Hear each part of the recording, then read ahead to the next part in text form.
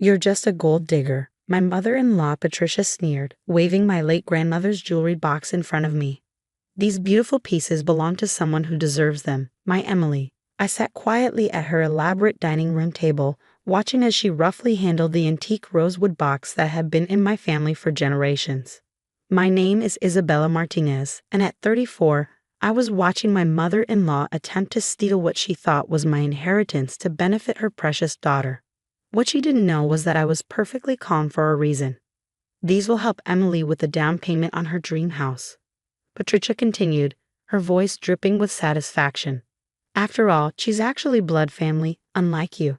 She opened the box, displaying the glittering pieces inside with obvious greed in her eyes. I took a sip of the tea she'd served, hiding my smile behind the cup. Are you sure you want to do this, Patricia? I asked quietly. Those pieces have been in my grandmother's family for generations. Oh please, she scoffed, picking up what appeared to be a stunning diamond necklace. Your grandmother was just a small-town jewelry maker. These are probably cheap costume pieces anyway, but they'll fetch enough for Emily's house deposit. If only she knew, my grandmother hadn't been just a small-town jewelry maker. She'd been one of the most skilled artisans in her field, known for her ability to create perfect replicas of priceless pieces. She'd also been incredibly wise about protecting her real treasures. Besides, Patricia continued, her voice sharp, these should have gone to Emily anyway. You've been married to my son for 5 years, and what have you contributed? No children, just your little teaching job. Emily needs these more than you do. I thought about the real jewelry collection safely stored in a bank vault my grandmother had set up years ago. She taught me well about protecting what mattered. Every piece in that box has a story, I said softly. Are you sure you don't want to hear them before you sell them? Patricia rolled her eyes. Stories don't pay for houses, Isabella. I've already contacted an auction house. They're coming tomorrow to collect everything. She closed the box with a decisive snap. Maybe this will teach you that in this family, blood matters more than marriage. I stood up, smoothing my skirt. You might want to check the box again, Patricia. There's more to it than meets the eye. What are you babbling about? She demanded, but I could see a flicker of uncertainty cross her face. My grandmother always said that true value lies beneath the surface, I replied, heading for the door. You might want to look more carefully before you contact that auction house. Are you threatening me? Patricia's voice rose, her face flushing red. Wait until I tell David about this. He'll finally see what kind of woman he married. I paused at the door, thinking about my husband, who was currently on a business trip. By all means, tell David. In fact, I encourage you to have everything properly appraised before you make any decisions. As I drove home, I couldn't help but smile, remembering the day my grandmother had shown me the truth about her jewelry collection. I was 16, and she called me into her workshop, her eyes twinkling with mischief. Bella, she'd said, holding up 2 identical diamond necklaces. Which one is real? I'd studied them carefully, but couldn't tell the difference. That's when she taught me her most valuable lesson about protecting what matters. Every piece in her collection had a perfect replica, and only she knew which was which. She'd spent years creating them, preparing for exactly this kind of situation. My phone buzzed with a text from Patricia. Stop trying to scare me with your ridiculous hints. These jewels are being sold tomorrow, and that's final. I didn't reply. Instead, I called Laura, my grandmother's old friend who worked at the auction house Patricia had contacted. It's starting, I told her. She's bringing in the replicas tomorrow. Laura chuckled. Don't worry, honey. I'll make sure everything goes exactly as your grandmother planned. That evening, as I sat in my study looking at photos of my grandmother, I remembered her words. People who take what isn't theirs often learn their lessons the hard way. Patricia was about to learn just how right my grandmother had been. My phone rang again. It was David. Bella, my mother just called me, ranting about you threatening her over some jewelry. What's going on? I took a deep breath. Your mother is trying to sell my grandmother's jewelry collection to help Emily buy a house. She took the box from our house while you were away. There was a long pause. She did what? Bella, I'm so sorry. I'll talk to her, make her return everything. No, I said firmly. Let her go through with it. Trust me, David. Sometimes people need to learn lessons for themselves. What are you planning? He asked, knowing me well enough to hear the certainty in my voice.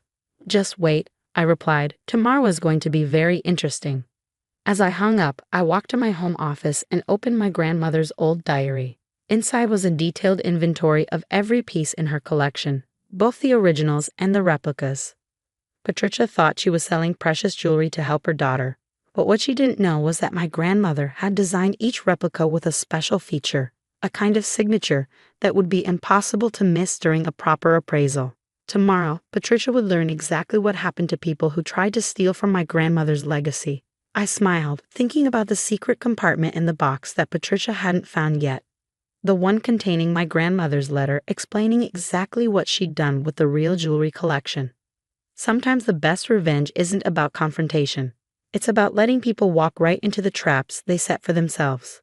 The next morning, I arrived at the auction house just as Patricia was strutting through the front doors, the rosewood box clutched triumphantly in her arms. Emily trailed behind her, already dressed like she owned a mansion instead of the small apartment she shared with 3 roommates.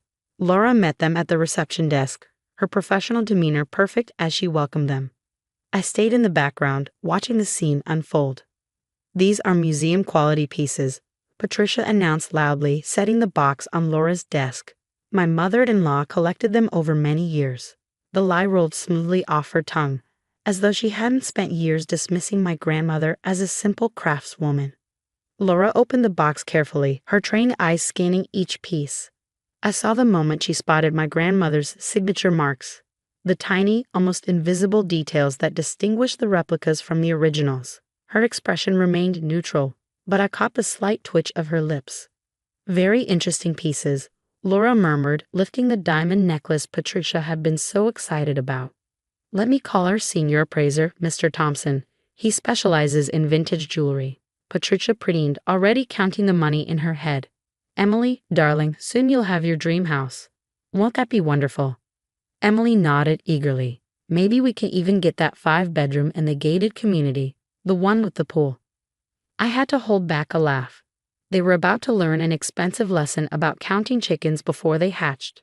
Mr. Thompson arrived, his white gloves and magnifying glass at the ready. He began examining each piece methodically, his expression growing more intrigued with each item he inspected. "Fascinating," he said finally, setting down a sapphire bracelet. "These are some of the finest replicas I've ever seen." The word replicas hit Patricia like a physical blow. "What do you mean, replicas?" she demanded, her voice rising. "These are genuine antiques." Mr. Thompson adjusted his glasses. "Oh, they're certainly valuable in their own right. These are masterwork replicas crafted by someone with extraordinary skill. Each piece has a tiny maker's mark. See here." He pointed to a nearly invisible symbol on the necklace. "This is the signature of Elena Martinez, one of the most renowned jewelry replicators of her time." Patricia's face went from red to white in seconds. "No, that's impossible. These are real." "Actually," Laura interjected smoothly, "Elena Martinez was known for creating perfect replicas of famous pieces. Her work is highly valued in certain circles, but not quite in the way you might have hoped." She named a figure that was about 1/10 of what Patricia had clearly been expecting. Emily's dreams of a poolside mansion visibly crumbled. "But Mom, you said. Where are the real pieces?" Patricia whirled to face me, finally noticing my presence. You know about this." I stepped forward, pulling out my grandmother's letter from my bag. "I tried to tell you to check the box more carefully, Patricia. Maybe now you'd like to look at that secret compartment." Laura demonstrated how to press the hidden catch, revealing a small space beneath the jewelry trays. Inside lay a single envelope yellowed with age. Patricia snatched it up, her hands shaking as she read my grandmother's elegant handwriting. "To whoever thinks they can take what isn't theirs. The real collection is exactly where it belongs, safe from those who value gold over family. What you hold are my masterworks, replicas I created to protect my true legacy. Remember, not all that glitters is gold, and not all family is bound by blood." "You tricked me," Patricia's voice echoed through the auction house. "No," I replied calmly. "You tried to steal what wasn't yours, and you didn't even bother to learn its true history. My grandmother spent years creating these replicas because she knew someday someone would try to take advantage of her legacy." Mr. Thompson cleared his throat. "I would point out that these replicas are still quite valuable to collectors. Elena Martinez's work is highly sought after in certain circles." But Patricia wasn't listening. She was too busy fumbling with her phone, probably trying to reach David. I'd already texted him the whole story, including photos of the letter and his mother's attempt to sell my inheritance. Emily slumped in her chair, her dreams of instant wealth evaporating. Mom, what are we going to do about the house? I already told everyone. Perhaps, I suggested quietly, this is a good time to learn about earning things for yourself, instead of taking them from others. Patricia grabbed the box, her movements jerky with rage. This isn't over, she threatened, heading for the door. David will hear all about how you humiliated us. I watched them leave, feeling oddly peaceful. Laura approached me, holding back a smile. Your grandmother would have loved this, she said. She always said the best lessons come from our own mistakes. She also said that true value isn't about what something costs. I replied, thinking of the real jewelry collection still safely stored away. It's about what it teaches us. As I headed home, I thought about how my grandmother's wisdom had extended far beyond her craft. She'd known that someday someone would try to take advantage of her legacy. Instead of just locking everything away, she created this elaborate lesson, turning her skill into both protection and education. My phone buzzed with a text from David. Just talked to Mom. Coming home early. We need to have a family meeting. I smiled, knowing that this was just the beginning of some much-needed changes in our family dynamic. Patricia had learned an expensive lesson about greed and assumptions. Now it was time to see if she'd learned anything about the true meaning of family. David came home the next day, his face etched with a mix of exhaustion and determination. We sat in our living room as I showed him everything. My grandmother's letter, photos of the real jewelry collection, and most importantly, the security camera footage of his mother taking a box from our house while we were away. I knew she could be difficult, he said, running a hand through his hair. But this, stealing from our house, trying to sell your inheritance, I never thought she'd go this far. It's been building for years, I replied softly. The snide comments about my family, the constant favoritism toward Emily, the way she's tried to undermine our marriage. This was just her biggest move yet. Before David could respond, our doorbell rang. Patricia stood there, Emily trailing behind her like a chastened shadow. Gone was the triumphant smirk she'd worn yesterday.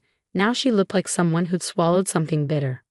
Well, she demanded, pushing past us into the living room. Are you happy now, Isabella? You've humiliated us in front of everyone. David stepped forward, his voice firm. No, Mom, you humiliated yourself. You broke into our house and tried to steal from my wife. Steal? Patricia's voice rose. I was trying to help your sister. Family helps family. Yes, I interjected calmly. Family does help family. But you've never seen me as family, have you, Patricia? The room fell silent. Emily shifted uncomfortably on her feet, looking anywhere but at me. I have something to show you, I said, opening my laptop. The video played clearly, Patricia entering our house with her spare key, which was meant for emergencies only, heading straight for my study where the jewelry box was kept. You spied on me, Patricia gasped. No, David answered for me. She protected her home, like any sensible person would. I opened another file, photos of the real jewelry collection, each piece gleaming with authentic beauty.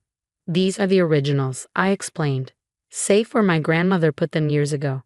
She created the replicas not just to protect her work, but to teach a lesson about value and trust. Patricia sank onto our couch, her bravado finally cracking. All this time, you knew? Of course I knew. My grandmother taught me more than just about jewelry. She taught me about protecting what matters, about watching and waiting, about letting people reveal their true characters through their own actions. Emily spoke up for the first time, her voice small. The house I wanted. I told everyone I was getting it. Maybe, I suggested, it's time to think about earning things for yourself. My grandmother built her collection piece by piece. She taught me that anything worth having is worth working for. David placed a hand on my shoulder. Mom, you need to return the spare key. And we need to set some serious boundaries going forward. Patricia clutched her handbag, looking trapped. But we're family. Yes, I agreed. We are. And families should respect each other, support each other, not steal and scheme against each other. My grandmother's replicas weren't just copies. They were a test. One you failed spectacularly. What happens now? Emily asked, finally meeting my eyes. I pulled out an envelope. Inside is information about a first-time homebuyers program, real estate courses, financial planning resources. If you're serious about wanting a house, here's how you can work toward it legitimately. Emily took the envelope, her hands trembling slightly. For the first time, I saw a glimmer of understanding in her eyes. Patricia stood abruptly. This isn't what I came for. I came for an apology. No, David said firmly. You came hoping to bully us into giving you what you wanted. That's not happening anymore. Things are going to change. As they left, Patricia's shoulders slumped in defeat. I thought about my grandmother's words. Sometimes the most valuable things we own are the lessons we learn. A week later, Emily called me, her voice hesitant. I signed up for one of those real estate courses, and I wanted to say I'm sorry. For everything. It wasn't a complete resolution, but it was a start. Patricia still avoided family gatherings, nursing her wounded pride, but her power over our lives was broken. David and I were stronger for having faced this together, and I knew my grandmother would have been proud. The jewelry box sits in my study now, filled with the replicas, a reminder that true value isn't always about what something costs, but what it teaches us about ourselves and others. Sometimes the most precious things we own are the wisdom to wait, the strength to stand firm, and the courage to let truth reveal itself in its own time. My grandmother's real legacy wasn't just in the genuine pieces she created, but in the lessons she left behind. Lessons about patience, protection, and the true meaning of family. As I look at the box now, I smile, knowing that its greatest value was never in the jewelry it contained, but in the truth it revealed.